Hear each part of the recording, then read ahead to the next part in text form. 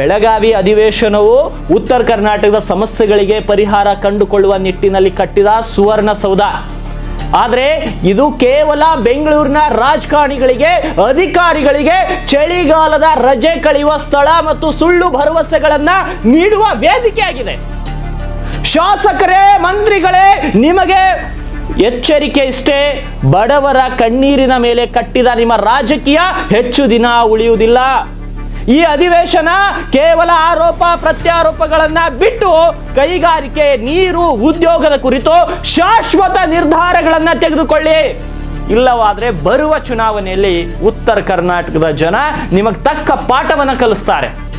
ಈ ಚರ್ಚೆಯನ್ನ ನಿಲ್ಲಿಸಿ ಕೆಲಸ ಮಾಡಿ. ಸಾವಿರಾರು ಕೋಟಿಗಳ ಲೆಕ್ಕ ಬೇಕಿಲ್ಲ, ನಮ್ಮ ಬದುಕಿಗೆ ಉತ್ತರ ಬೇಕಿದೆ. ನಮಗೆ ಸ್ವಾಭಿಮಾನದ ಬದುಕು ಬೇಕಾಗಿದೆ. ಕೋಟ್ಯಾಂತರ ರೂಪಾಯಿ ಖರ್ಚು ಮಾಡಿ ಸುವರ್ಣಸೌಧದಲ್ಲಿ ಕುಳಿತು ಈ ನಕಲಿ ಚರ್ಚೆಗಳನ್ನ ನಡೆಸುತ್ತಿರುವ ರಾಜಕಾರಣಿಗಳೇ, ಭ್ರಷ್ಟ ಅಧಿಕಾರಿಗಳೇ, ನಮ್ಮ ನೇರ ಎಚ್ಚರಿಕೆ ಇಷ್ಟೇ. ಬೆಂಗಳೂರಿನಲ್ಲಿ ಕುಳಿತ ನಿಮ್ಮ ಪ್ರಾದೇಶಿಕ ಆಯುಕ್ತರ ಕಚೇರಿಗಳನ್ನ ತಕ್ಷಣವೇ ಬೆಳಗಾವಿಗೆ ಸ್ಥಳಾಂತರಿಸಿ. ಕಲ್ಯಾಣ ಕರ್ನಾಟಕದಲ್ಲ ಭ್ರಷ್ಟಾಚಾರದಲ್ಲಿ ಭಾಗಿಯಾದ ಪ್ರತಿಯೊಬ್ಬ ಅಧಿಕಾರಿಯ ಮತ್ತು ರಾಜಕಾರಣಿಯ ತನಿಖೆ ಆಗಬೇಕು. ಉತ್ತರ ಕರ್ನಾಟಕ ನ್ಯೂಸ್, ಇದು ಕನ್ನಡದ ಉಸಿರು.